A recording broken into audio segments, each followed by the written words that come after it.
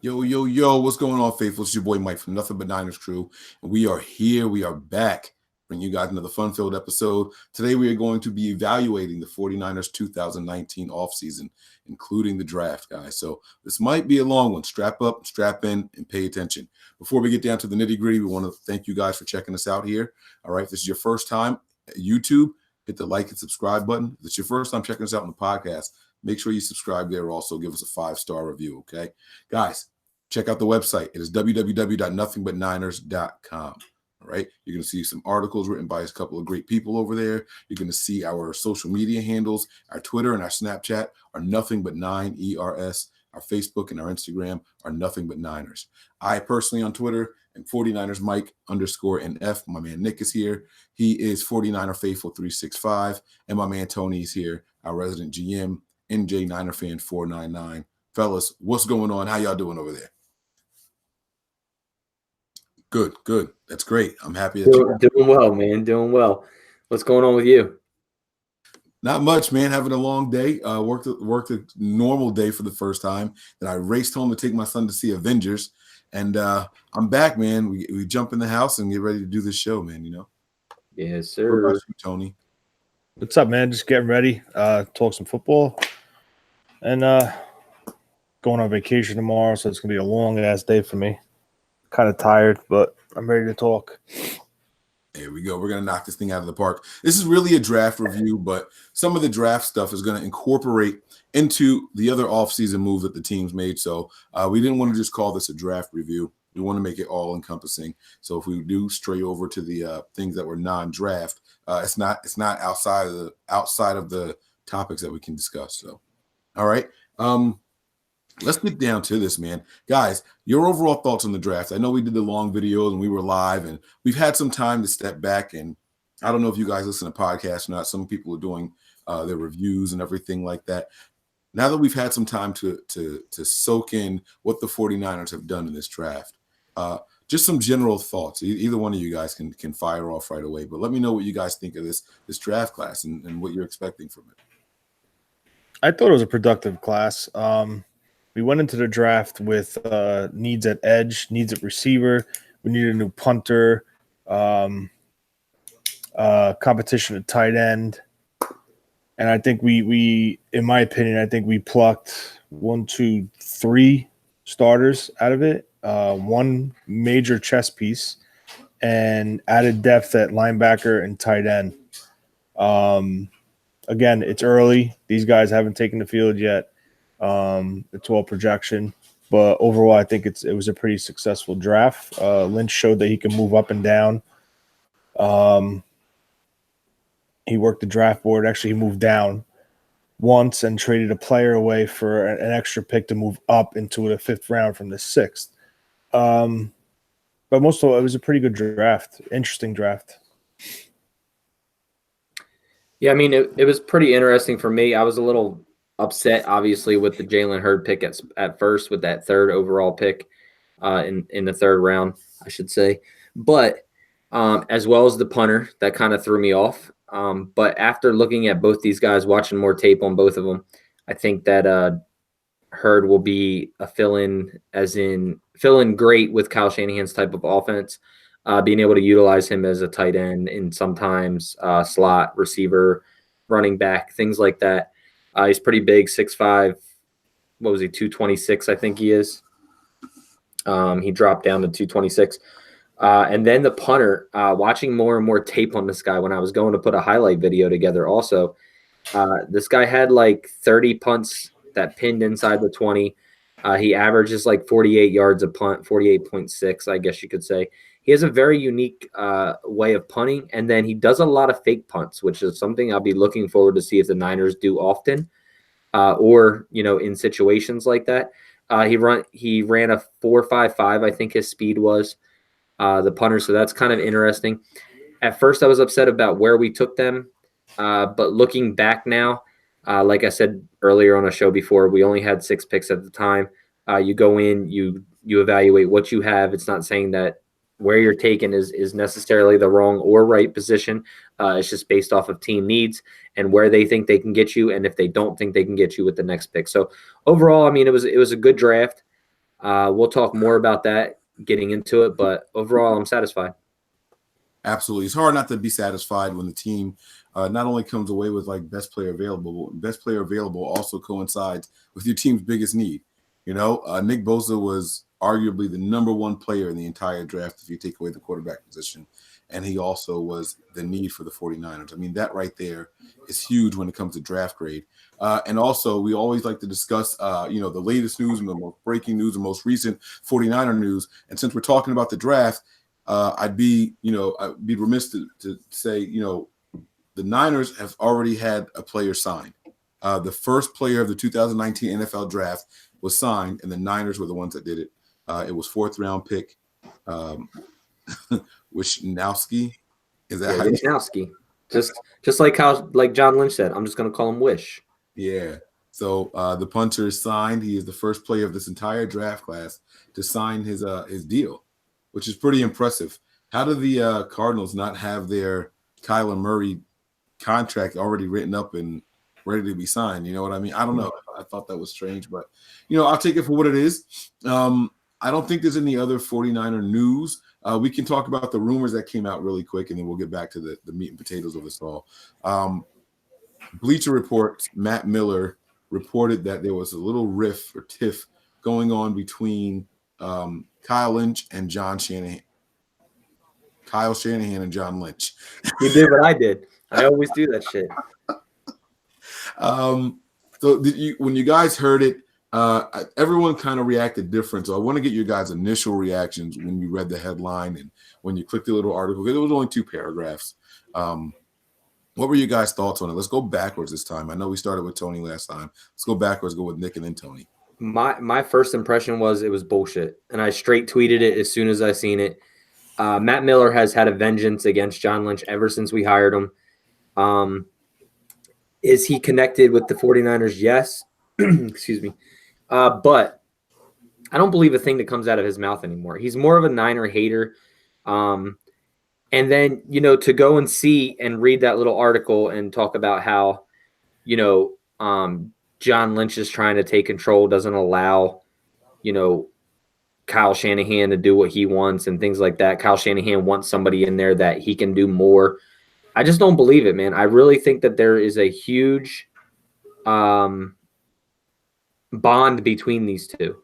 And I think you've seen last year was pretty much all defensive. This year was pretty much offensively in the draft wise. And I just don't believe a word that Matt Miller says. But like I said, as soon as I saw it, I didn't take any heart to it. It's just literally, it's just like the Niners had a decent draft. People are going to shit on the draft. There's positivity within the Niners organization, and bam, there's no leaks. There's nothing about what's going on with the team, and we need some negativity. As if Grant Cohn doesn't give us enough negativity.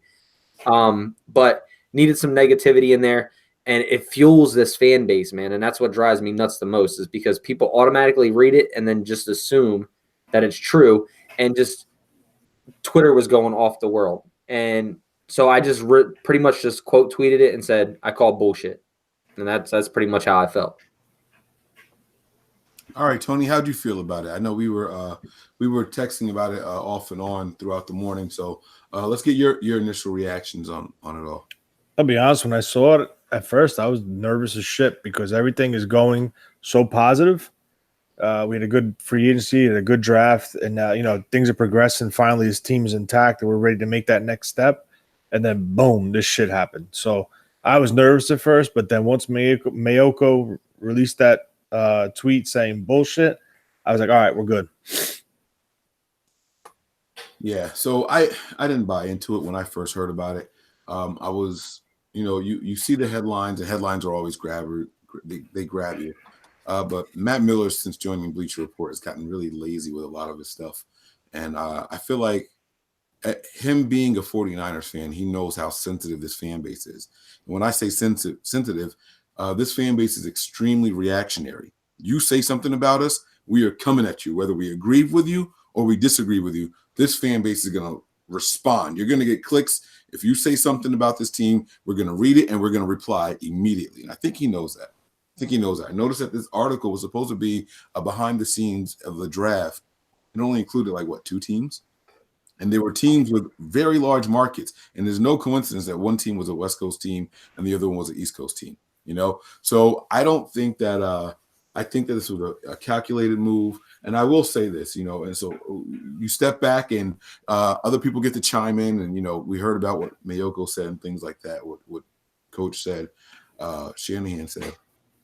But while people were digging up and people start checking immediately with their contacts and with their resources within the organization.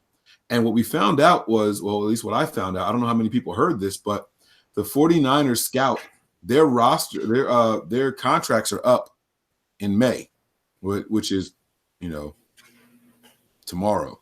And so with those contracts being up, if they haven't been renewed, these guys are going to be looking for work. So maybe I'm not saying that. All right, I don't believe Matt's story because I don't think that there's a rift.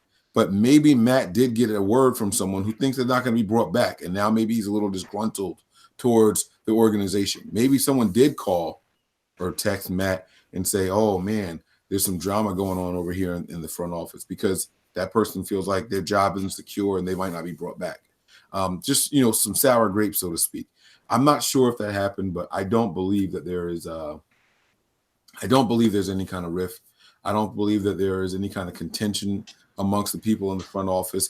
I think that this was honestly one of the most comprehensive off seasons the 49ers as an organization has had in probably 10 to 15 years. It's been a long, I'm talking way before Harbaugh. This has been such a cohesive off season. That's why I wanted to try to tie it all together. When you have your roster that you built from scratch, and you start at the ground, you start zero, you know, and you're slowly building it up, and you're evaluating your assessment, and you turn the roster over in the way that you did, and then you know, you finally, all right, we're good at tight end. We have a couple of solid pieces here on the offensive line. We need to prepare for this guy's departure. The corners, let's bring in another guy. The safeties, they've invested so much in that secondary. Right, wrong, or indifferent, they've invested a lot in it. Right, here we are in year 2 and 3. It's time to see what these guys can do. We've invested a ton in our defensive line. The offensive line looks like it's coming together. Our quarterback is healthy. We've got a good stable of running backs. What are our weaknesses? And they addressed the weaknesses in both the offseason as well as the draft. What was our biggest weakness? It was edge. We go out and we trade for D Ford. All right, what's our next biggest weakness? Man, we need a red zone threat. Our offense really struggled down there. We go and get Jordan Matthews. All right, we get to the draft. What else are our biggest needs? It's probably still edge and wide receiver. So what do? We go Nick Bosa, and then we go double up on the wide receiver position. Guys that can get separation and guys that have a big catch radius.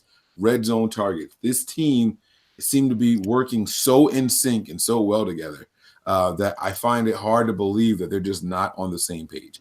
I can't see it any other way.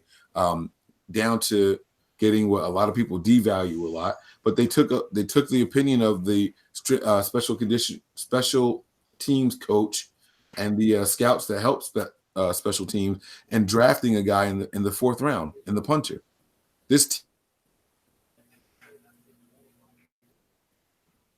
Lost sound.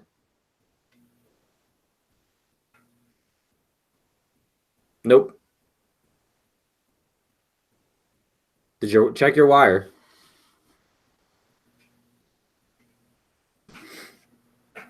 While Mike's doing that, I saw Joe Cool was saying, "Can I get a greet for my birthday?" So happy birthday! Big shout out to Joe Cool. Let me say what's up to some people in here while Mike's trying to fix that. Shulo, Mark Cavaness, Anything Goes, Ambitions of a Niner, Raggy, Empire Strikes Back, Gipster, Speed Kills, Ray, David B, Bob Money. What's going on with everybody? Casey Fernstrom. Yeah, so I just wanted to say what's up to those guys. Jesus Lamont. I don't know where Rocco is. I'm back. Yep. I don't know what the last thing you guys heard me saying was. But I apologize about that. I don't know why. It seems to do this like every 15 minutes in the first 15 minutes. But it was a very cohesive offseason. They're firing on all cylinders. We have a lot of bodies in certain positions, but we still address them and getting needs because we need playmakers. We need finishers. And that's exactly what this team went out and did, and that's what we're going to get into here. So, guys, let's go pick by pick with this draft. Let's talk about it. And like Nick was saying, shout out to everybody that's out there, and happy birthday to people. There's a lot of birthdays today, man. There was a girl in my office that I work at, and then there was a girl at the other office I was working at today. And I even have 2 family members whose birthdays are today. So shout out to the birthday people. April 30th, big day for y'all. All right. Let's start with Nick Bosa. Let's work our way down through this draft really quick. And then if it sparks anything about the offseason and the offseason acquisitions, go ahead and jump on it. But let's start with Nick Bosa. Get some thoughts here now that we've had some time to, like I said, absorb everything and take it all in. What were your guys' final thoughts on it all? I think Nick Bosa was the right selection at 2. In my opinion, he's the best all-around defensive end / pass rusher in the draft. He has multiple pass rush moves. He's 6'3", 266 pounds. He's good against the run. He could set the edge. He plays with a high motor. His hand play is unreal. He's like so far advanced because I guess, he was probably learning when he was like 10, 12 years old how to use his hands from his father. But his hands are unreal. He's a student in the game, obviously, because he's been in a household of previous football players. His bend, he could set you up on an outside speed rush, and then he has a wicked inside rush. So that'll really keep the tackles off balance. Where like you got like the linebacker Burns, I think it was Burns from Florida State. He's a pure speed guy, only attacks around the edge. Now, tackles will slide out and pick that up, and then Bosa has the ability to set you up to go out and then hit you and come inside. I was listening to – I forgot what I was listening to on KMBR, but they said that Nick Bosa's hand and feet are like on the same page. Like it's not awkward. It's just natural. And again, that's all from his upbringing, all from his father, his brother, the excellent coach Johnson at Ohio State University. It was the right pick, and the only knock on him is the durability. That's the big question on him. But other than that, I like the pick. I like addressing both edges. We turned the weakness into a strength, and I'm really looking forward to see this front 7 in action. Nick, man, your thoughts, bro? Because like Tony said, we addressed both edges out of this. This is go ahead. I won't keep going. I mean, obviously it was a need, right? I started to fall in love with Quinnen Williams there at the end, towards the beginning of the draft, I guess you could say, towards the end of mock season and towards the beginning of draft season, or towards the end of this draft season. But obviously, I think it was the best pick there at number 2. It's a no-brainer. Like Tony said, this guy's hands and his feet work as one. Did he not have a whole lot of collegiate career statistics? Yes, but the way that he works, I actually thought his first step was a little bit slower, but after watching more and more of him, his first step is actually pretty good. I didn't realize that it was as good as it was. I think he needs to get a little better on that first step, just be able to get the outside of bigger tackles and stuff so he doesn't get arm jammed up. But I mean, overall, man, you can't miss out on a pick like that. And we would have been the laughing. I truly believe that we would have been the laughing stock of the NFL if we passed up on Nick Bosa there. 1, it was a need. 2, he was the best all-around defensive lineman, like defensive end wise, in the draft. And you have to take him there. Like, you can't sit back and say, oh, well, he has short arms, or he has this, or he has that. Going back, even when he had those 8.5 sacks or whatever, there was a lot of times he was coming on and off the field. They were rotating him in, doing different things with him, things like that as well, which didn't help with his stats. But overall, man, I was happy with the pick. I was super pumped. If you guys watched our draft show, I was screaming. I was like, yes, like super excited. But yeah, definitely was a no-brainer pick there.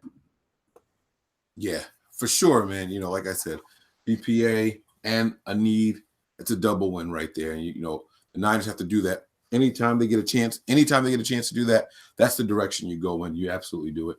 And I love what they did. Now, the second round was a little different. because they didn't necessarily get a chance to go BPA. The first round was a weird round, man.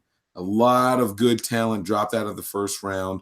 And so it quickly showed us the direction of the draft of the 49ers.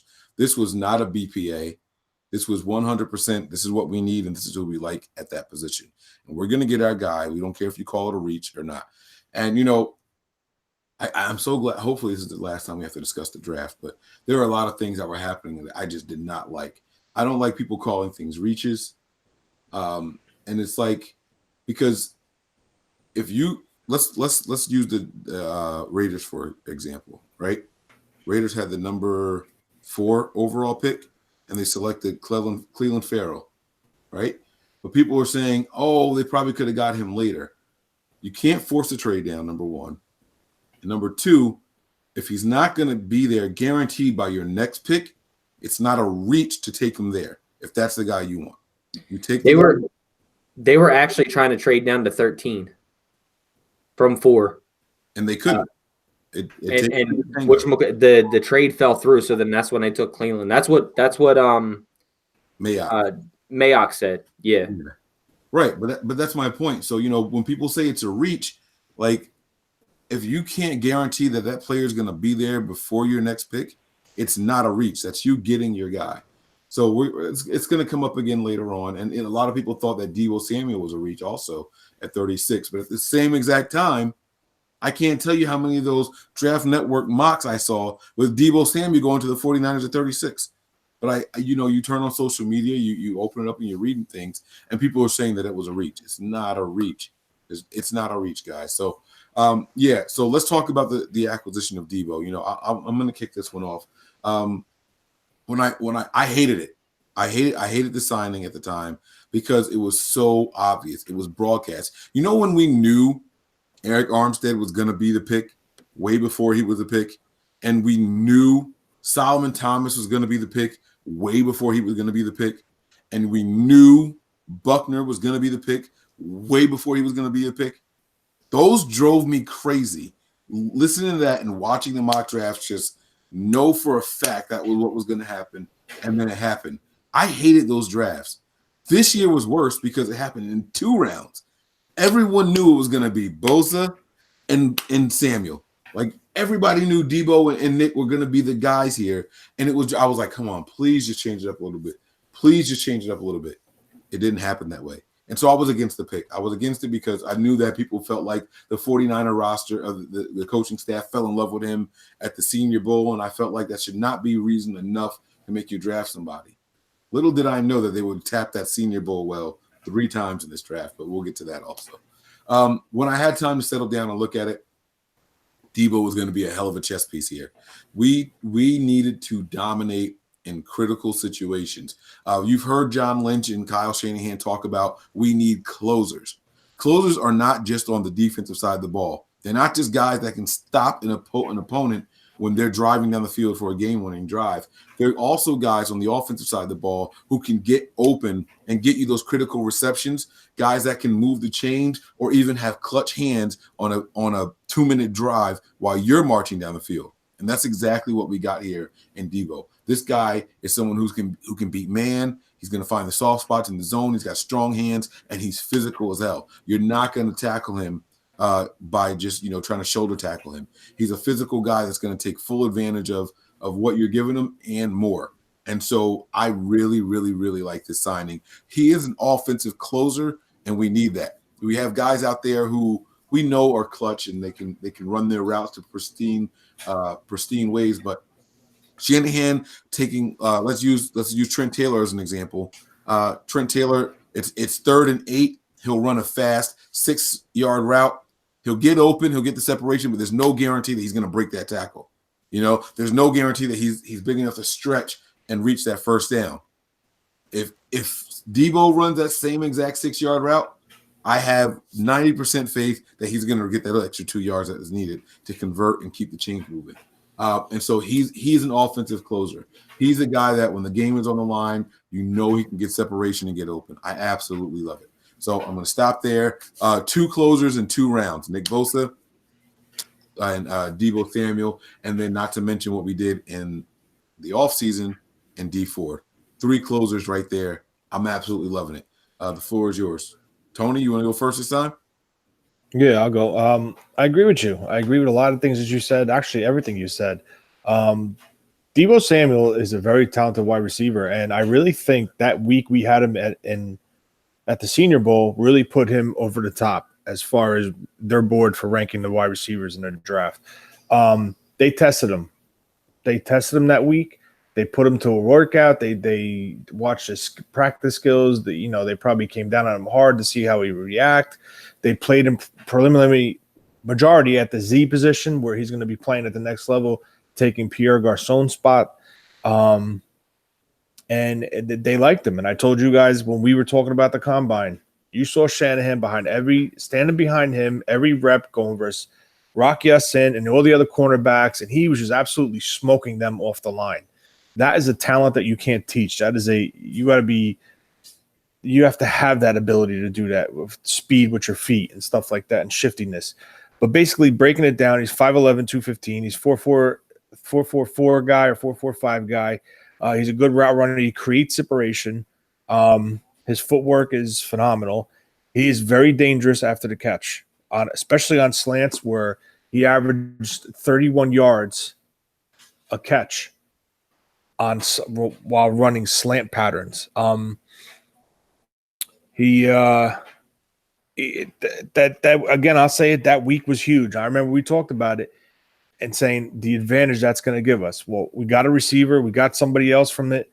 And that's pretty much all I got. The only downside on it is he has had problems with his hamstrings in the past, but we got a new staff in there with their new beliefs and their new facility with their equipment that they brought in, that the 49ers invested in for these players. And, hopefully going forward, we have a new number 1 wide receiver, a new Z wide receiver that's going to be highly productive in Kyle's offense. And this guy was handpicked by Kyle. I can tell you that for a fact. All right. I like it. Nick, man, your thoughts on the man Deebo? Give me your chain. Well, what you got on my 40? At first, I wanted AJ Brown. I really did. I thought that he was just more of a well-rounded receiver, but that's not to say that Deebo's worse or anything like that, because I really like Deebo. Like Tony touched on, he's huge with slants, 31.6 yards per slant.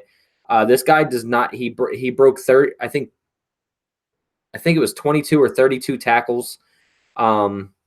He's strong as shit. He's strong as an ox with his legs. He doesn't go right down. He really reminds me of a young Pierre Garçon. Watching him, he's a physical receiver. He's a dog, and people are arguing with me in the chat room saying that Deebo's the same exact receiver that Pettis is. I don't agree with that. I think Deebo's a way more physical receiver than Pettis ever will be. And this wasn't a notch on Dante Pettis, but I said Deebo's a dog and Pettis is a cat. Like, that's just the way it is. Like, Pettis is really slick with his moves and things like that, but he's not going to break many tackles. He's not going to run through you. He's not going to go up and get the ball that Deebo will do. And they may be the same in type of separation wise, but when the ball is in their hands, they are two total different receivers. One is very physical, one is not. You can see Pettis normally went down on first contact last year when he was playing. Deebo Samuel, if you watch college tape of him, he doesn't go down on first contact normally. He normally is getting 5 to 10 to 15 yards and then getting tackled. So, what I mean by saying Pettis is a cat is he's really shifty, right? So he's a very shifty receiver. He'll get open, but like I said, he's a total different receiver once they both have the ball in their hands. To me, Deebo Samuel Deebo is not just a slot receiver for those of you that think he is. He has played the outside, he has played the inside. He will switch all over on the field here. And I think you should look for Pettis and him to both play outside as well as slot. It just really depends on the matchups that they get. I really think that you'll see that next year. But after all, I mean, overall, it wasn't a bad pick. It wasn't a reach or anything like that. It was just a matter of fitting Kyle Shanahan's system. And Debo is the prototypical type of receiver. He's got a little bit of weight to him. He's built like a running back, and he has a good catch radius. He'll get 50-50 balls. He's quick with the ball in his hands after the catch, and he'll run through somebody. So I really like this pick. All right. Now, I heard you talking about and comparing Debo to Pettis, and I honestly think our next subject here is more like Pettis than Debo is. And that's with the movement and the lankiness and how they kind of contort their bodies to get away from people. And that is my guy, Jalen Hurd. I'll go first here with this one also because I don't want to fanboy it out too much. I was really excited when the Niners got this guy. If you guys have been listening to me since you can go back to 49er Gab days, I have been wanting a 6'3", 6'4", 6'5" type guy for this team since forever. And I couldn't be happier that it was someone that I had some familiarity with in Jalen Hurd. All right. This young man is he's more fluid than what people think. A lot of people saw his combine measurements and all, and they were worried about his 40 time and all that. And I promise you guys, that's not it. That's not it. The guy is faster than what the 40 numbers suggest, and that's why the combine itself has to be taken with a grain of salt. Not just one activity, but the combine itself. People can work on their 40 times. You know, we've heard all the excuses and examples about where they started out, their 40 time was bad. They work on their opening stance, just coming off the block, and the difference that makes in your 40 time. So I'm not too concerned with that. You have to look at the playing speed, and the guy plays way faster than the 4.66 or something like that. He ran at the. Yeah, I think his original was a 4.56, and then with his meniscus, I think it was a 4.66. Yeah, but they're predicting him to run a low 4.5s. Right, that's what I was going to say. But he runs much faster than that 4.66 than what we saw. But it's okay. You guys, when you put on the tape, you'll be excited. Watch the highlight film of him. This guy, he's a former running back. We all know about that. We heard about how he was the number one running back in Tennessee with the Vols, and Kamara was the backup there. And then he took a year off, and then he switched over to wide receiver. He transferred to Baylor. He didn't have 1,000 yards, but he was close to it.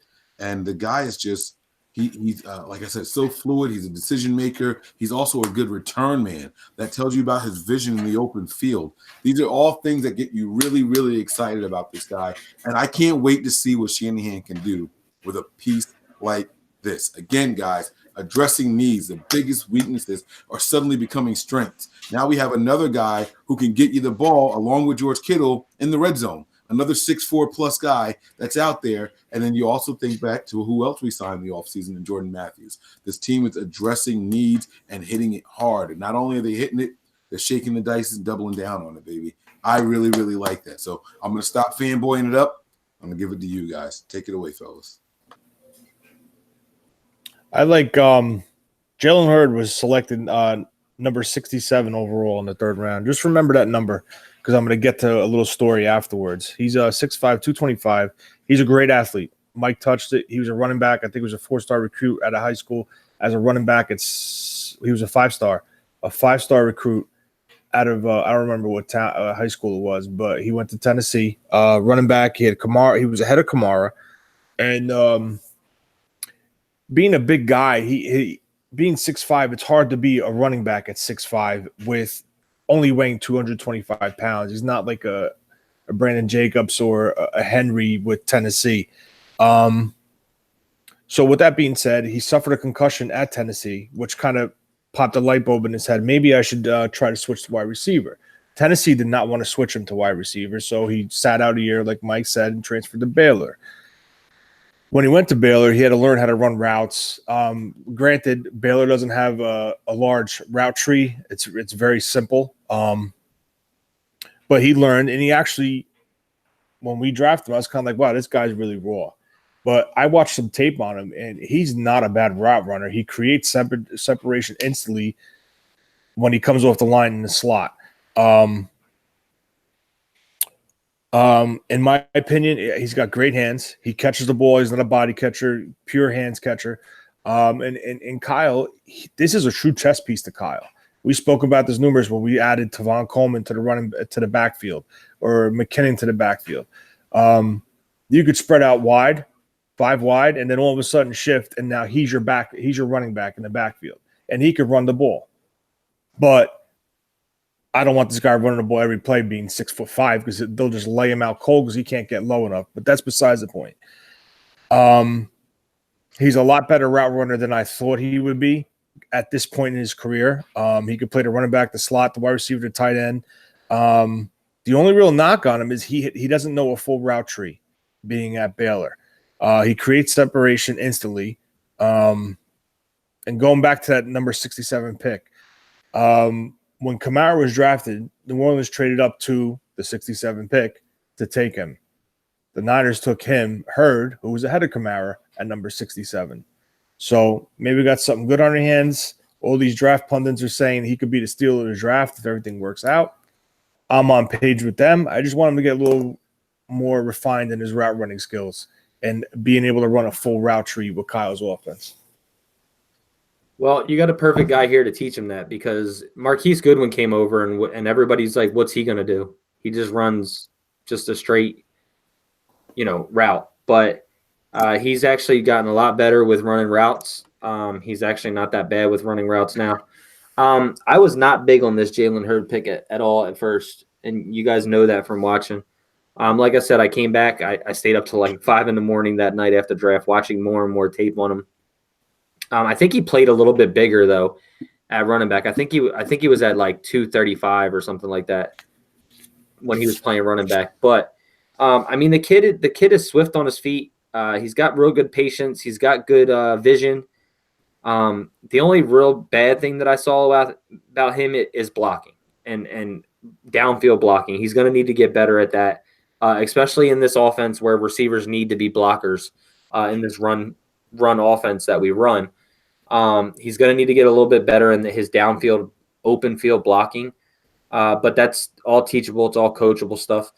I'm not worried about that. I'm not worried about him learning route trees. I mean, this guy had 1,200 yards his first year as a receiver on a simple route tree. So if anything, to help his career in the NFL, he went to the right place. And you heard Daniel Jeremiah say when we picked him, he said this is a perfect place for him because you need a experimental coach, I guess you could say.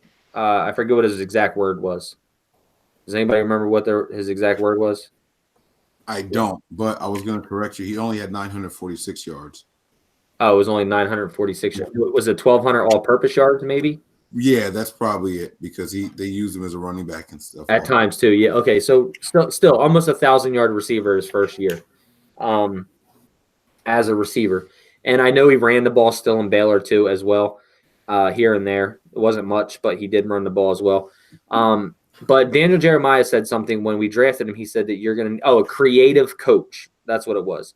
You're going to need a creative coach for him, and this is a perfect spot for him. So I heard that little spiel that Tony said 67 for Alvin Kamara last year, the year that he was drafted, and then 67 for Jalen Hurd, which was kind of funny. I think I seen it on NFL Network. But either way, I think this guy gives us height. Obviously, he can go up and get the ball. Like I said, I think he needs to improve on his blocking and his route running, which is normal for a rookie, anybody. That's not necessarily saying it's a bad thing about him. I think he'll improve because he seems like a workhorse. I think this guy will actually come in working hard. To go and to say, I want to switch to wide receiver, make a change that he's never played, and switch colleges, and then go out and put up 946 yards in his first year as a receiver. I think that's a hard work ethic. And I'm super excited about him now. All right, so let's keep this train moving here. And speaking of trains, man, we got to talk about the guy, the Aussie, man. Oi, oi, oi, oi. I don't know. I want to learn that chant. And I want to hear that chant done in a stadium. But in the 4th round, number 110 overall, this is a trade with the Bengals. The 49ers selected Mitch Wishnowsky, Hunter of Utah. Now, this guy is 6'2", 218 pounds, and 27 years old. Open up the chocolate. You never know what you're gonna get, punter. Bro, man, this pick had all of us a little, head scratcher is an understatement as to what this pick was for all of us. However, we're reflecting now that we've had time to step back and soak it all in and to reflect. And I think this is going to be a good pick. Someone gave me the history of the 49ers fourth round picks previously. I saw that. They weren't good. The only one that was actually really good, who had a consistent season was Deshaun Goldson. Right. But in the last 7 years. You got guys like Smelter, Joe Williams, Quentin Patton. Yeah, Quentin Patton. Like that. Listen, this is the guy that we know is going to be here for the entire duration of his first contract. He may even get a re-up. So, as much as people wanted to kill them for this pick, this has been something that's really good, my man. I mean, this is. You know what's cool about this? I know that if you can write with both hands, it's called an ambidextrous. He kicks with both feet. I don't know if that's called ambidextrous or not, but whatever the word is, he's that. It's called skilled. Look, that's pretty much all you can say about it. Yeah, man. He can pin you inside the 10. He's a guy that can put the high kicks on there, so you can get some hang time underneath it, making guys call the fair catches. He's a directional kicker. He is a jack of all trades, and he's actually a master of a lot of them as well. You usually hear jack of all trades or master of none, but this guy he's got a lot of these things down pat, and he's also a guy. What I like from him, and I don't know how much he's going to do in the NFL, is if he sees pressure coming from somewhere, he can sidestep and he can still punt it really quick. I've seen him switch feet doing that in like a panic. He grabs the ball and you can see that he's going to punt with the right, but then he sees someone coming, so he'll sidestep and then punt it with the left real quick. And I was like, yo, and like he does like this little jump kick. It looks like one of the Three Stooges videos or so. I don't know. It's weird looking, but it's pretty cool to see how diverse this guy is. And the fact that he can still be a directional kicker in a crunch and crucial situation like that. And still has distance. It's not like it's like you trying to throw left-handed. You know what I mean? It's literally still a good kick. Yeah. Yeah, so that's my little recap on my man Mitch Wishnowsky, the only 2019 player under contract at this moment. We got to hurry up and drop this so that way it's all official. But yeah, so that's it, guys. Take it away on your thoughts on our man Mitch Wish. I agree. I was kind of like, what the hell? When I talked to you when I was at work, I was like, you told me we drafted a punter. I was like, what the hell are you talking about? So, listen, he was allegedly the number one punter in this draft. It was between him and Bailey. If you guys recall, last year we played Seattle at home. And Dickerson, I think his name is, John Dickerson or John Dixon, the punter from Seattle, continuously pinned us inside our 10-yard line. Nick Mullins, with his back in the end zone, was probably about 3 or 4 series he started in that game. Field position is very important, especially with a pass rush that we assembled and a front seven that we have now currently. In my opinion, at first, I was kind of like, what the hell are they thinking? But now you look at it, he's a directional kicker. He can hang the ball high. His hang time is like ridiculous. He could rugby style kick it. I think he could drop kick a field goal, allegedly they said. But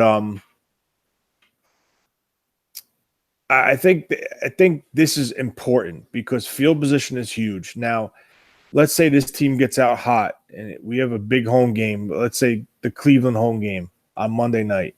This guy pins Baker Mayfield inside the 10-yard line. You have Bosa and Ford. That crowd's going to be loud as shit. And that's where you're going to see this defense really step its game up. And hopefully we can build that home field advantage now with this punter being able to pin these teams inside the 10 to 20-yard line, wherever. Field position is huge. It's huge. But, listen, it was a little high, but, our roster now, it's not like it was in 17 when they took over, where they needed to add people to play positions. This was a little bit of a luxury pick, and I don't have a problem with it if this guy's good, like they say he is. Imagine that. A punter in the 4th round, and we're calling it now a luxury pick. The difference that it makes and a couple of days to step back and fully assess. Because what you said goes with what I was saying in the beginning, how this was a complementary draft and a cohesive draft, right? You go out and you can get the pass rushers you want, but if your punter can't get these guys, deeper than the 25, they got all the space in the world they need back there. You're right. The guy that can pin them back, and now your pass rushers that you spent all this money on, all this compensation on, all these assets thrown into that position now. You got Buckner, Bosa, and Ford, and whoever else they decide. I don't care if it's Armstead or if it's Solly, whoever that fourth person is in between all these guys, man. You unleash those guys when you get them inside the 10 or inside the 5. And all of a sudden, we always hear two things that travel well in the NFL. We hear about the run game and the defense traveling well. That's what you hear. Road games, away games, run defense, and the run game. Well, guess what else travels well? A good punter. Good punters don't care where they are because it's just them. You get me the ball, and I'm going to do my thing. Guys, we're seeing it come together, man. All three phases got upgrades this year. The most cohesive offseason the 49ers have had in a very, very long time. Nick, your thoughts, man, on Mitch? Well, you guys all know I was pissed off at the pick at first. Just the third and the fourth pick were like no-nos for me in the beginning. It wasn't because of the fact of players or ability. It was just the location that we took them. Obviously, I've calmed down with that. Two reasons. One, this was an emotional pick for the front office as well due to Reggie Cobb. I'm okay with that. I mean, obviously, I don't want to say you go out and, draft people just because of something that happens. But, rest in peace to Reggie Cobb and his family and friends and things like that. And I think this was good for the organization to get a guy that they wanted, somebody who they coveted through Reggie Cobb and what it means for the team is basically it means that we care about all of our guys. And basically when something happens, obviously like that, this meant a lot to Reggie's family, to the 49ers front office, and getting a pick that Reggie spent time on. It was actually Dre Greenlaw and Mitch Wisnowski was under Reggie Cobb and the rest of those guys. So to be able to get those picks, I think it meant a lot for the front office and didn't want to miss out on that opportunity by moving back.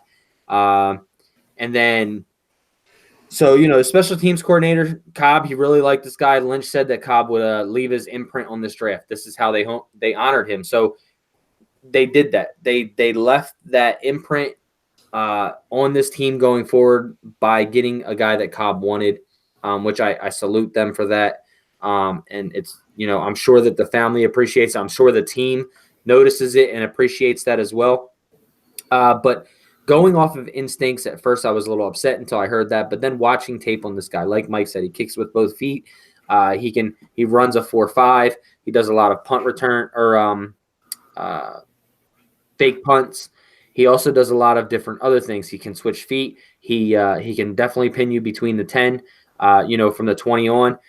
He averaged 48 yards per punt, 48.6. He had 20 kicks of over 50+ punts, so 20 or more over 50.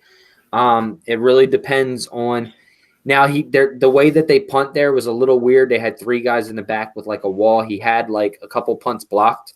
I don't see that happening as much here because they were pretty much giving guys free run at him and then hoping the wall of guys behind him would pick that up. And there's times that if he sees an opening, he's gone. Like in all of his tape that I've watched, if he sees a literally opening to where he can get 5 to 7 or 10 yards, he's gone. And you're not catching him because people just don't watch. They're running with their backs to the punter, running downfield for punt coverage, and he literally takes off. This is a big thing that I think we can use.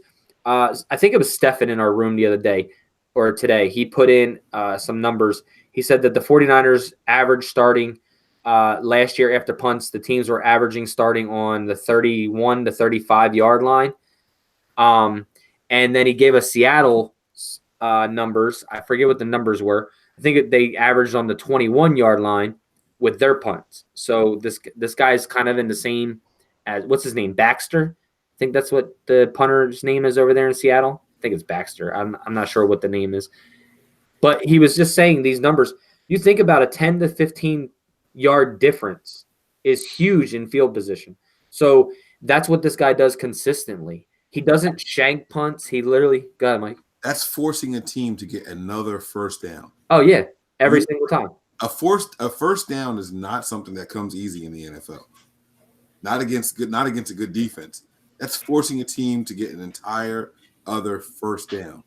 That's huge. It sounds minute, but they tell you all the time football is a game of inches. We're talking about 10 to 15 yards here. Big difference. Huge difference. And like I said, it's not like he's gonna shank punts or things, but he can pick where he wants to punt the ball, and you can see his team runs there and like knows where it's going. Like he tells them in the huddle, hey, I'm going to this corner, or hey, I'm going dead even, or hey, I'm going to the left corner. Because his team at times was like right there to catch the ball. Like nobody else was there. There was one punt he kicked like 63 yards in a tape I watched. And the punt returner is just running backwards, trying to catch up to it. Like, holy shit. So, guys, like Mike said, man, this is a game of inches. And if we can get 10 to 15 yards more per punt, that's huge for us. And then having a pass rush on top of it, forcing them to get another first down or an additional first down, it's got me hyped over here, man. This pick, as many people want to say that this was a wasted pick, special teams is not a wasted pick. Punting is a big part of the game. And he does kickoffs. Absolutely. And earlier in this, when we started, I talked about getting your guy if you don't know he's going to be there. So this is something I wanted to touch on. This is what I was going to bring this up. The Patriots had, 12 picks in this draft? And a lot of them were later in the draft, right? So hold on. Quick note here. They turned our number 2 pick for Jimmy Garoppolo into 6 picks. Yeah. That's literally called playing with house money. They literally turned it into 6 picks. Yeah. So what the Patriots had all types of ammo, okay? And the reason I say you get your guy when you know he's there, the Niners wanted to get this punter in honor of Cobb. All right. The special teams coordinator really liked him, and Cobb really, really liked this guy. They wanted to guarantee that they could get this guy here. Is there a chance? We could have got this guy with the trade that we just made to go to the 5th round? We had pick 148 overall. Is it a chance? Yes, it is. But there's also a chance that the Patriots, who also traded up in the 5th round, would have been going after him as well. Now, the Patriots picked behind us in the 5th round. They picked in the 150s. We picked at 148. But what if the Patriots wanted to trade up? They had way more ammo, and we could not get into a bidding war with them at that point. So the Niners had to guarantee themselves that they could get their guy here. You get your guy. It's not considered a reach if you can't guarantee he's not going to be there later on when you go to get him. So that's what I wanted to drive that home with you guys there. We could not compete with anybody who had 12 picks. And by the way, speaking of 12 picks, I know how much we hate the Seahawks. Do you guys know how many draft picks they started with versus how many they finished with? I think they started with 4, right? Yeah. Yeah, and they ended with like 8. I think they ended with like 10 or 11. Well, they traded with the Patriots a lot. I think twice. Yeah, they made a lot of moves in this draft, man. And I know this. Come on, guys. Like, this is not a Seahawks podcast. But where'd it go? Damn, I just want to know how many they finished with. 2019. Here we go. They started with only 4 picks. Holy smokes. And they finished with, God, just scrolling through this thing quickly. All right, it's 1, 2, 3, 4, 5, 6, 7, 8, 9, 10, 11. They started with 4 and finished with 11. They legit played Madden in this draft class. And they still got some decent talent. Yeah, their talent sucks. They got DK Metcalf, and he's ass cheeks. I'm saying it because he's a Seahawk. So I'm just gonna be a hater. I didn't like DK, and I don't like him even more now. Yep, I'm just gonna leave it as me hating on him. You guys can chalk it up as that. I'm gonna deny his talent and everything. I'm gonna call him a one-trick pony. The whole nine. But yeah, so I wanted to touch on that really quick. I know that was random as hell, but you got to get your guy when your guy is available. All right, so let's keep it moving, guys. We're almost done this thing. Fifth round, the 49ers picked 148th overall. This was something that they acquired from the Broncos. This was this the Watson trade that got us this pick? Yeah, right. Yeah. All right, so They traded Dakota Watson and pick number 212 to Denver for this pick, 148. and again, Nick said that this is somebody that now this is somebody that Nick said that the 49ers wanted to get because in honor of Cobb, who had just recently passed away. And so with the 148th pick in the 5th round, the Niners gave up a player and a pick, 212, to move up to 148 to draft Greenlaw, Dre Greenlaw. All right.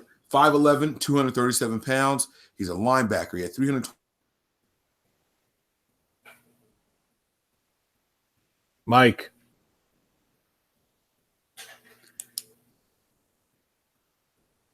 So what Mike was saying about Greenlaw, you there, Mike? I think so. You got me? Yeah, you're a little muffled, but go ahead. Mic check. We good? Good. All right. So again, 5'11", 237 pounds. He had 321 tackles, exactly 321. You roll that playing CeeLo, you lose. But 321 tackles, 13 of those were for loss, 4 sacks, and 3 interceptions. And he was a 4-year player, all right, where he's coming from with the Arizona Razorbacks. So I said Arizona. Arkansas Razorbacks. I'm sorry. This guy, I mean, I didn't know a lot about him. I had to go back and watch some highlight film of him, and even the highlights, they don't give you a lot of tape. Tony, I know that you knew more about this guy than I did, so I'm going to turn this over to you, man. I want to know what your thoughts were on this guy. And then really quick, before you jump into it, it was pretty cool hearing John Lynch say that he has to learn to play special teams. I don't care where we picked you. You got to learn. He said if he doesn't know, he better learn quickly. So, and he's the type of player that will adapt and adjust, in my opinion. I'm going to tell you a little about him, and then we're going to get into a story about him, what he did. But basically, 5'11", 237 out of Arkansas. He's a sideline-to-sideline linebacker. He's a run-and-chase linebacker. He's good in zone coverage. He can man up against tight ends down the seam. If you want to see a little better, if you actually want to see it, it's versus Texas A&M versus Sternberger. He manned up on him and actually got an interception on him. He's a 4-year starter captain. He's a team captain last year and a leader. He's actually a former safety, and they transitioned him to a weak side or possibly even a Sam linebacker. Was that at a high school? He was a safety at a high school? No, I think he came in as a safety, and they moved him to linebacker either in season or to follow maybe his sophomore year. But he was a 4-year starter. He flies around the field, man. He's always around the ball. He's a solid tackler. His struggles, in my opinion, because he's on the smaller side, is taking on blockers. He struggles in that area a little bit. But with the system that we run, speed and athleticism is huge. And the sideline-to-sideline coverage is huge. And zone coverage is huge. So overall, I think he's a good fit. And as you can see, he probably took Dakota Watson's spot as a special teamer with the Niners shipping him to Denver for this pick. I like the guy. He seems like a blue chip guy, like a hard worker. Now just getting to the story with him, he was at a freshman year. He was at a keg party, and he noticed that a girl that he went to high school with, a guy who was unknown, who wasn't recognized, slipped something into this girl's drink, and he tried to take her out and take her home. And this, Dre stopped it. He put the kibosh to it. He told the guy to get the hell out. And the really cool thing is, when Dre was drafted, her father tweeted on Twitter, sent a tweet out, and released the whole story. What happened, how it happened during her freshman year. They were friends in high school. And, he just kindly asked for everyone to support him and cheer for him, and congratulations to him for being drafted. Really quick before you move on, another thing that was really cool about this dad telling the story, Did you see the reason why he never told the story before he was drafted? Because he didn't want to jam him up. Because No. because kids were drinking. Yeah, because kids were drinking at the Yeah, party. because kids are drinking underage. He said that Dre was not drinking. He did say it, but he said, I didn't want to tell this story because I didn't want speculation to come around and it could ruin his draft stock and things like that. This guy's got a hell of a story aside from that. This is the guy that was in and out of the homeless shelters and all that, right? Yeah. Isn't Yes. that him? He's Yep. got a hell of a story aside from that. So this is somebody that, knock on wood, I don't usually do this. We're gonna try to get this guy on in the offseason. I would love to talk to him and just pick his brain and just get a feel for this guy. I don't usually drop the names of the people that we're working on getting here for the player interviews, but this is somebody I really, really want to talk to. So I'm sorry. Go ahead, Tony. You can finish up, and then Nick, you can jump in. Overall, I love the pick. And I remember in 94 when the Niners drafted a guy, I was telling you about this, out of Westchester, PA, a former safety to play linebacker. He was 6 foot, 225 pounds. His name was Lee Woodall. So all you faithful out there, get a chance, watch some tapes on Lee Woodall. Yeah, that's the guy who looks like Evander Holyfield. He was a phenomenal strong side linebacker. Made the Pro Bowl, I think, 2 or 3 years out of his career. And, I mean, he was good, man. So size, really, you can throw that out the window. It's about your heart, what counts. Yeah, I mean, Mike and Tony pretty much touched on all of it, but the thing I like about him, like Mike was saying, is the funny thing about that whole story that Tony was telling you was he did not even remember that. He tweeted out the other day, he's like, I got so many mentions about this story, and he's like, I didn't even remember until the girl called me up and told me what it was again, like what everybody was tweeting about. So that kind of just shows you that he didn't do it for like to be noticed. He just did it doing it out of his kind heart. So he tweeted out, he's like, guys, I had no idea what anybody was talking about until the girl called me up and said, this is what they're talking about. Da, da, da, da. And he's like, oh, yeah. He's like, I remember. He's like, I was a freshman. So it goes back to a long way. The other thing about this is his coach actually took him out of the foster home because they were going to force him to move again in the foster home. So his coach took him in. He would spend more time with the coach's family, like coming over on Sundays and doing things with the family and things like that. But then when the foster home was going to move him again, they ended up adopting him and taking him in and getting him on the right path again. Because in the beginning, he was missing practice. He was always late. He was always come like 2 hours late to practice and stuff like that. But it was because of his situation. If you go back and you watch the Dr. Dre Greenlaw story, you'll see what we're talking about. But like Tony said, he was a safety at first. He said that a lot of teams actually asked him in their draft interviews if he'd be willing to move back to safety, and as well. So he's versatile on defense. Like Tony said, he needs to get better at shedding blocks. He's better in pass coverage than he is at run coverage. I look for him to come in and do special teams and build his repertoire up and be able to get better at certain things. And then hopefully move into that starting lineup because he's young, he's fierce, he plays like a dog. He's got good hands, he's got good coverage skills. He needs to get a little bit better on shedding blocks and in the run game. But other than that, man, this kid is just, how can you not like this kid? He has such a great story. He's a good athlete and seems like he just wants to play football. Absolutely. We're going to keep the ball rolling here, though, man. Dre Greenlaw is a really good story. And like I said, hopefully it works out. We dot all the I's and cross all our T's.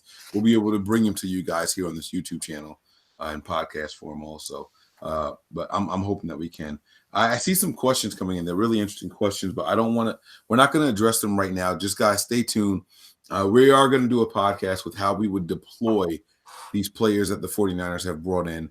Are they, like, for example, Nick Bosa, is he just going to be a pass rusher or is he going to be an every down player?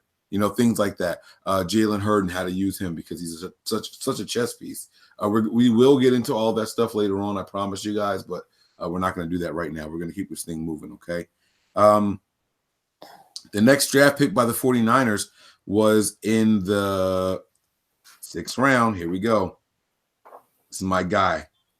I'm excited already. I'm smiling just reading the name here. All right, 6th round, 176 pick.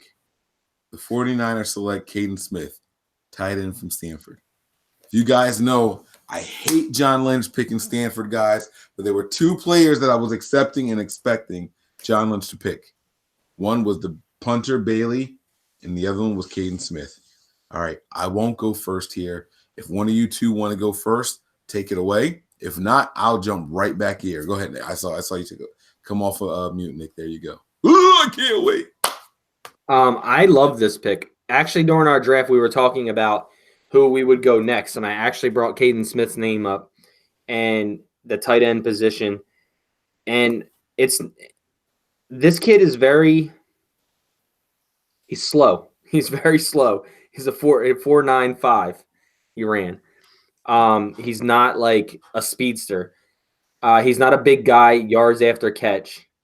But the guy will go up and get a ball. His 50-50 balls are incredible. He's got good hands. He'll catch across the middle. He'll catch in traffic. He takes hits. But he's not a guy that's going to have killer yards after the catch, meaning like George Kittle has. But he will be – I think he'll be an upgrade over Garrett Selleck. Now, how he fits into this team we'll get into later. But I'm interested to see how he comes out and plays because he's 6'5", 256 or 255, I think he is. He's a bigger guy. He's not, like I said, he's not known for his speed, but this guy makes plays. And when Stanford needed a big play, he was the guy they were going to. He averages over 10 yards per catch across the middle, end zone wise, red zone threat. And this is what we needed. So now we'll have a Jalen Hurd on the red zone, maybe a Caden Smith with the height, maybe a Jordan Matthews, bigger guys that can catch the football in coverage, going up against other people. And his 50-50 balls are tremendous. A lot of his catches were 50-50 balls. So contested. Yeah. All right, Tony. Floor is yours, man. Final thoughts on Caden Smith. Caden Smith, in my opinion, it could be a possible steal of this draft. He was projected before the combine to go like low 2, high 3. Unfortunately, he's not fast. That's what it really hurt him through the process. He's not a fast runner. I know there's a lot of Niner fans listening. If you guys remember a player by the name of Greg Clark, who was drafted in the 2nd round or 3rd round out of Stanford. This was like the Mariucci days. This guy's like a spitting replica of him. He's a solid blocker. He's a great wide receiver. He uses his body to box out defenders. He's got great hands. He's actually a underrated route runner. He's good after the catch. And he's a good blocker, which will help. Clearly he's brought in to contest with to battle with Selleck for the backup tight end spot. But overall, he's a great value. This pick was a great value at 176, in my opinion. And it adds another weapon to the roster for Jimmy Garoppolo. All right, guys. So I agree with a lot of what you guys are saying there.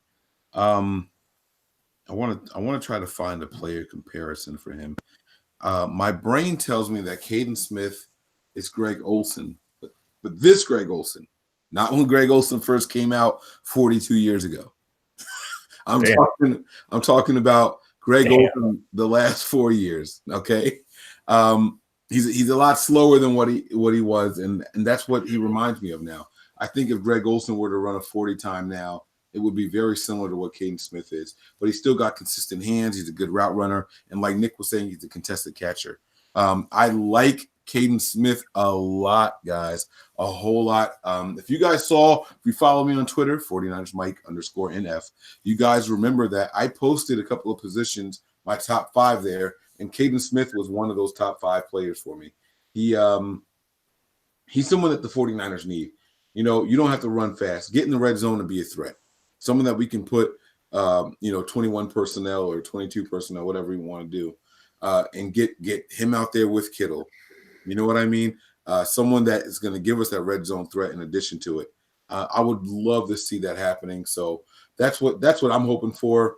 I can't think of a better way to do it than getting someone who is 6'4", 6'5", and bring them out here and let them just tear defenses up. I don't need you running down the field. I don't need 70-yard plays from you. Let's move the chains and let's be effective in the red zone. Let's take those weaknesses the 49ers had and turn them into strengths. And that's what Caden Smith is, another chess piece. All right. So we're going to keep this thing moving. What the hell was that? Oh, I'm sorry. Thought you were showing me. I don't know what the heck was happening right there. All right. Let's keep this thing moving here. Just real quick, Mike. This is Greg Clark. That's Kittle. It's 85. That's 85. I'm kidding. 2002. Greg Clark. Nice. All right. We're going to keep this thing moving now. We have 3 picks left to discuss here. In the 6th round, we're going to start off with the first one here. Pick 198. Oh, I meant 183. I'm sorry, 183 overall. And this was another one that we got from the Bengals here, okay? So this is Justin Skull. It's spelled Skule, so maybe it's Skule. All right. Offensive tackle from Vanderbilt. He's a 6'7" guy, 317 pounds. He's a swing tackle. He can play both left and right. And then that's all I know about him. This is all from me reading his draft profile. I'll be honest with you guys. Maybe Nick and Tony are the guys better for this. Nick called it. Nick, during the live show, said the name. I had no idea who the hell this guy was. I never saw his name, not even in a mock draft. So for me to sit here and lie to you guys before and after, I had no reaction during the draft. I have no reaction now. I'll be honest with you. I did not go and look up a highlight reel of this guy. So I've got nothing to say about it, but let's go Niners. So either one of you guys want to take it? He's an awkward lineman. Like the way that he blocks and stuff is really awkward, but he gets it done. He only gave up 1 sack to your boy Josh Allen. Like all of his times playing him. That was this year. He only gave up 1 sack this entire year. I didn't know that. I didn't want to say that, but I did know that he gave up 1 sack all 2018, 2019 year, and that was to Josh Allen. Yep. But I don't even know who the Commodores are. Like, is that what Vanderbilt? Is that a Vanderbilt Commodore? Like, isn't that a bird? I don't know what the heck. I mean, I guess, yeah, Commodore. I know a group, the Commodores, but maybe that's some old black stuff. But I don't.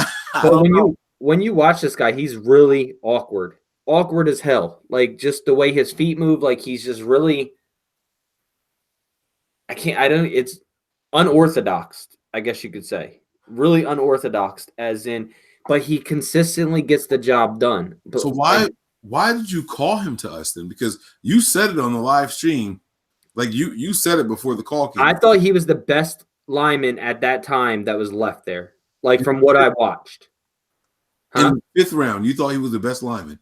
In the 6th round. Oh, yeah. I'm sorry. The 6th. It was in the 6th round, and from the guys that I had watched, it was only him and I think Nate Herbing that were left on. I think it was Herbing that was left on the board out of those 2 guys that I watched, and I thought that he has the height that that Shanahan likes.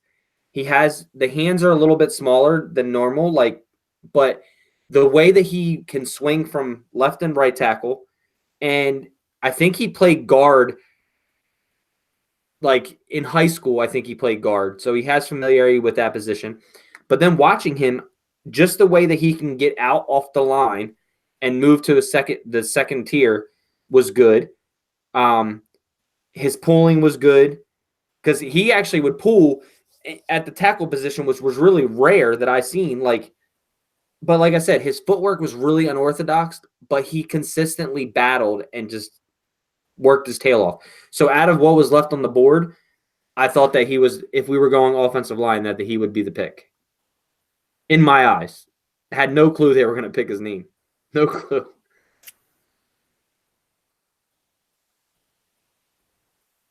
Tony, you're up.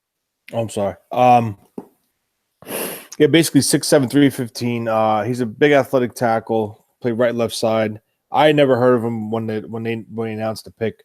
But obviously when we drafted him, I went back and watched a little bit of him. He is a little bit awkward.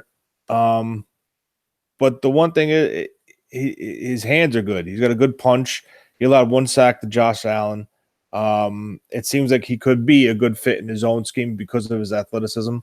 And that's really all I have on him. The ability to play both sides. He's going to compete with Sean Coleman as a swing tackle for the swing tackle spot in this team. And I heard Nick say he can get to the second level. I heard Tony say athleticism. So I'm going to take that away from it. I will do my due diligence, and I'll go back and I'll watch and see if. Did you say I will do my due diligence, or do you say I will do my diligence? What's the proper way to say that?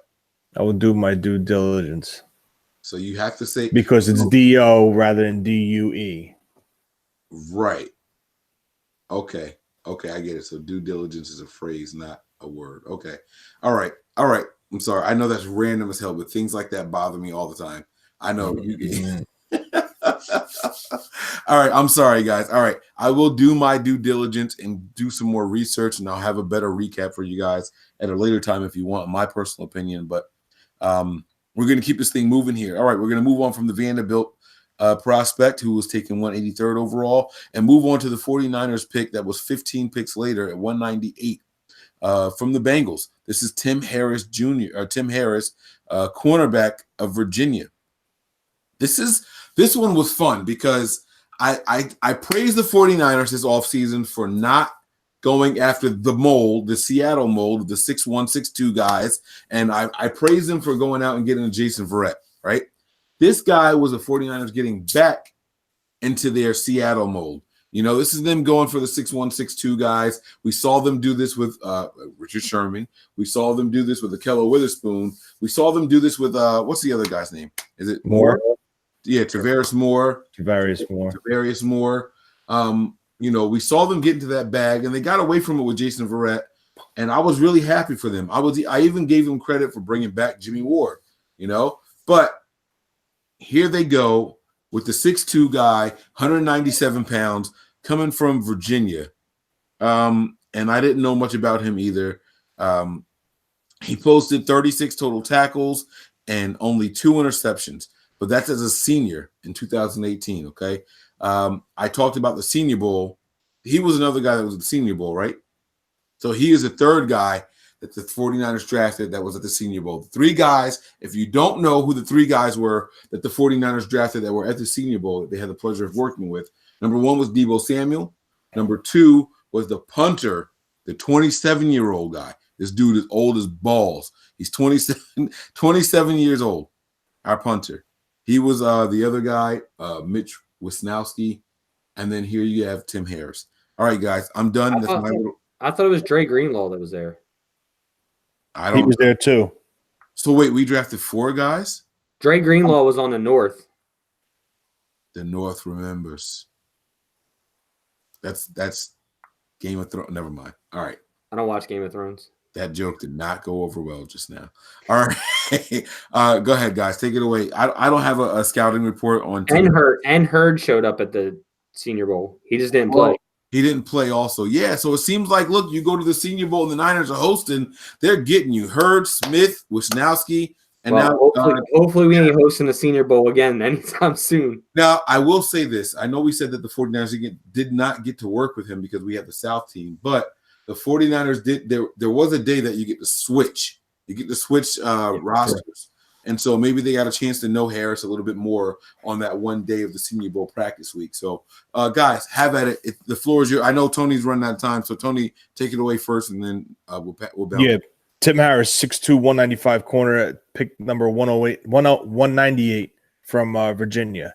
He is a 6-year senior. 6 years due to injuries. He got medically redshirted for 2 seasons. He's 24. A little bit older than your average rookie. Listen, he's talented. He could tackle. He's explosive. He has the size. He has the speed. I think he ran a 4.4 or 4.3, 4.39, either 4.4 or 4.34.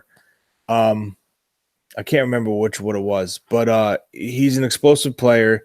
He's proven to be able to cover. I hate saying this, but PFF had him at like an 88 something score this previous season. But again, he has to stay healthy. This kid has not stayed healthy. 2 years he missed. 2 years a medical red shirt he got. The talent is there. But I mean, listen, in my opinion, he's going to compete with Maben on the bottom end for the corners. And that's pretty much all I got on him. But his main thing is injuries, man. If he could stay healthy, I think he could be the number 5 corner on this roster. But again, it's all on health. I know Nick is up next. Do either of you guys know if he plays special teams at all? I mean, listen, if he wants to play in the NFL, he will play special teams. He was a starter at Virginia, so I don't know if they played him on special teams. Maybe in his early career, maybe as a junior, prior to his injury, he probably played special teams, but I know he started this year. Okay. All right, Nick, the floor is yours for the Tim Harris. He's also our last draft pick, so this is going to be the end of it all. So take us away, man. Yeah, I mean, real quick on him, like Tony said, injuries was a big concern for him. He's the prototypical type of corner that we look for in the system. Height, slim, 195 pounds. When given the chance to play, I mean, he's a decent corner. I don't see him. It's going to be really hard for him. I don't want to say it's going to be really hard for him to make the team, but he's going to be one of the ones that are going to be battling. Is this guy a press corner or more zone? I don't know what they ran over there in Virginia, so they showed both, depending on a play call. There was sometimes he would press, and then the other times he would just drop off in soft coverage or bail. And how was he impressed? What's his press coverage like? I saw him a couple times do a press, and I mean, he was pretty good. And his trail technique after the press, once they release and run down the sideline, he was with him. He was in his pocket. But, I mean, I would love to know what Croc thinks about this guy. All right. I'm just trying to get a better idea. I'm letting you guys feed me and feed the followers and the listeners that are out there right now. So I just want to pull a little bit more out of you guys, that things that are going to apply to us in this upcoming year. I can tell you what, if he's going to be the guy going against Greg Maben, I've seen 2 years of Maben. I'm ready to move on. And that's not a knock against Maben, but hopefully we don't have to get that down that far in the depth chart. With the guys like Verrett, but Nick, go ahead, man. And then I'll finish it up afterwards. Yeah. I mean, like I said, he can play man, press, zone. But like I said, I think he's probably going to be one to watch out for to see who he beats out, or if he does beat anybody out. It'll be interesting to see him play. I mean, like I said, if he can stay healthy, he's got some talent. He's got some talent. He may be a steal of this draft at that position, but obviously he's not top 5 or top 10 corner that was in this draft, because obviously we drafted him way late, and I think it was just more so. I think he probably would have went a little bit higher if he didn't have the injury history. But yeah, that's pretty much all I got on him. And his combine profile I have pulled up here, there is nothing listed. So I'm assuming that he didn't go to the combine. There's nothing there. It's very rare that you see a guy go to the Senior Bowl and then not be invited to the combine. Real quick, Mike, I just went on the draftnetwork.com. They have him as a 4th round pick.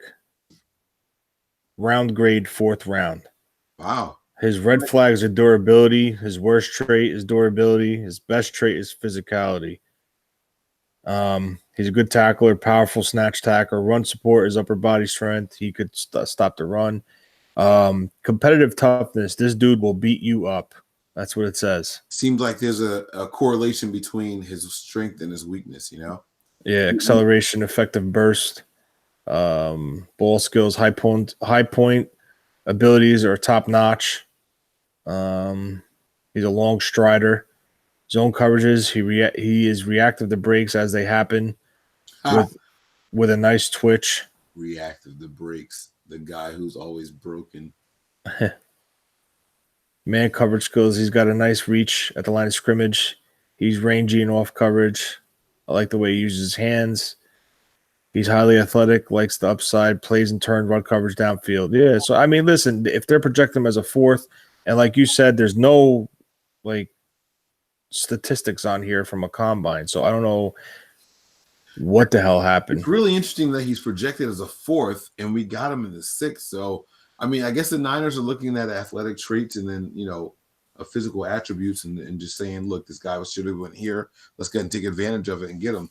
They might be looking at this guy as their steal of the draft while everyone else is expecting Jalen Hurd to be that guy. So, wow, look at this. Harris is a reliable tackler, knows how to tackle it, knows defend the D gap. If you can stay healthy, Harris has the profile of a starter. Red flags, consecutive season-ending injuries, 2015, 2016, torn labrum in 15, fractured broken wrist that required surgery in 16. he was Versatility. a 4-star recruit and a top 20 cornerback prospect nationally. That's coming out of high school. Harris drove down intense 64. Oh, I'm sorry. He drove down Interstate 64 from Richmond to Charlottesville to play college football. He started 7 of 11 games as a true freshman with 26 tackles and 2 pass breakups.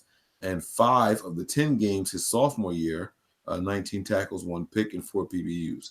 He started 9 out of 10 games in 2015 for 34 tackles, 3 for a loss, 1 pick, and 6 PBUs. And he missed 2 games with a shoulder injury. He missed most of the next 2 years with injuries, playing in 2 games in 2016, 3 tackles, and 1 game in 2017, 1 tackle. Harris rebounded nicely in 2018, which is the year that will obviously get him drafted, starting 8 of 13 games. He played and recording 36 tackles, 1.5 for loss, 2 interceptions, and 4 PBUs. He on NFL Network or NFL.com was a priority free agent, not just the UDFA, but priority guy. So you have 4th round on Draft Network. You have high priority. So if there was an 8th round, he would be the top of the 8th round. You put that in the middle, and you get the 6th round guys. So that's where the Niners got him. Looks like we got fair value here. And that's what we have for you guys in our recap. We hope you guys really enjoyed this. I want to thank my man Nick and my man Tony for joining me tonight. We're going to wrap this thing up here. I'm going to give you guys the floor for closing remarks, and then we'll sign out of here and go home, man. Tony? I just want to touch on one thing. This class, they're productive players, clean players, good character players, all players that have good work ethics. The main concern with this class is, of course, the injury questions. But overall, I liked what we did. We addressed, like I said earlier, a starter in Bosa, a starter in Debo, a starter in the punter, a chess piece in Hurd, a special teams ace, and possibly taking someone else's spot on the roster in Greenlaw, and Smith, the tight end, could possibly be your new backup and be used as a chess piece as well. And hopefully Tim Harris could stay healthy and show us something. I know we didn't really touch on the undrafted free agent guys, but there's one guy in particular I just want to talk about, and that's the guy from Iowa. I think this guy can make the final 53. His name is Ross Reynolds. He's a guard. He's 6'3", 300 pounds. If you guys get a chance, throw some film on him. Throw YouTube on him. He's all over it. Watch him. Check him out. Physical guard, pro-style offense, excellent offensive line coach at Iowa. Plays to the whistle, and that man has a nasty streak. He finishes blocks. He will put you on your ass. And a good fit for the zone scheme. So check him out. Shoot some comments my way. Let me know what you think. You ain't going to be answering no comments because you're going to be over there in Mexico. Yeah, right. Bro, I got unlimited, bro. I'll do whatever. I'll be on my phone more. Well, Yeah. I got my little guy with me now. I got to be chasing his ass around the resort. I hear you. Yeah, I think Dre Greenlaw's already taken somebody's spot. I think it's Dakota Watson's spot. I think somebody else too. No, he's not taking Malcolm Smith's spot. Not this year. We'll see. I hope so. Random question for you both. Who is Tyshawn? Huh? Who is Tyshawn? No idea. Who's that?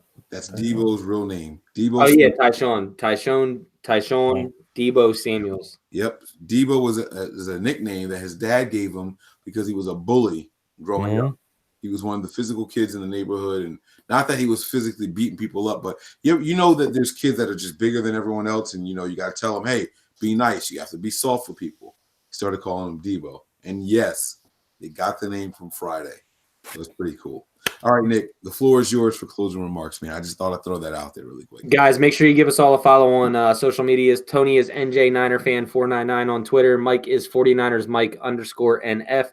I am 49er Faithful 365 on Twitter.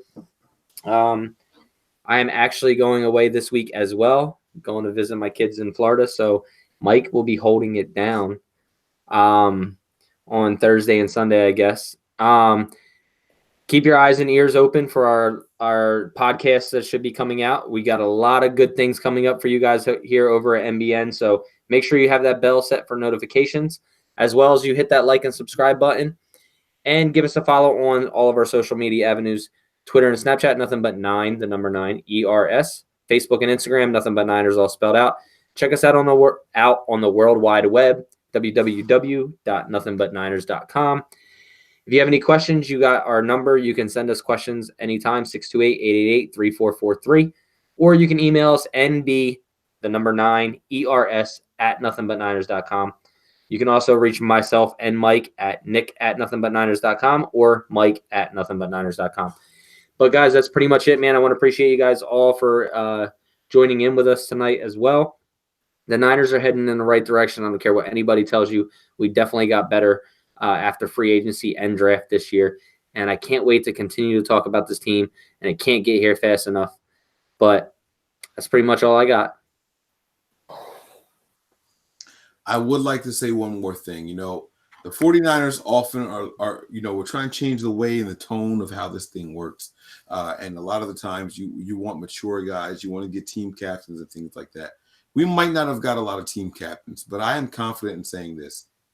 This is the oldest, if you average out the ages, this is the oldest draft class the 49ers have had. You have Debo Samuel, 23. You have Mitch Wisnowski, 27. Jalen Hurd is 23 as well. And then you have my guy that we were just talking about here, Tim Harris. He is 24. Yes. Tim Harris is 24 years old. So this is a very, I'm not going to say old because that makes him sound old, but Mature. yes, there you go, my man Tony. Tim Harris is mature. All right. He's a mature linebacker coming out. Corner. Shut up. Don't correct me. Just be a corner. I was thinking about Dre Greenlaw. All right. But this is a class that I think Nick Bosa is the youngest guy that we drafted this year, and he's 21. And there's been years, I don't know if you guys remember Marcus Martin. The Niners drafted him right after he turned 20. I don't know if you guys remember that. And that happens a lot with draft classes. That didn't happen this year. So I'm really excited about this team. They're bringing some guys in with that grown man strength. You don't have to worry about them developing much more. You know, this is going to be a year of what you see is what you get, and it's going to be a lot of fun. I'm excited about the development and growth, but hopefully these guys can take it to another level. So, guys, we're going to get up out of here. We hope you enjoyed this one. We will get into usage and deploying these weapons that the 49ers have acquired, all right? Who we think is going to make the team. We got some player interviews coming to you guys. We have some staff interviews coming to you guys. We have some writer interviews coming to you guys. And I promise you, you will not want to miss a thing that Nothing But Niners is working on. If you'd miss it, you only have yourself to blame, guys. So prepare for glory. Anticipate pain. But always remain faithful. We out of here. Peace.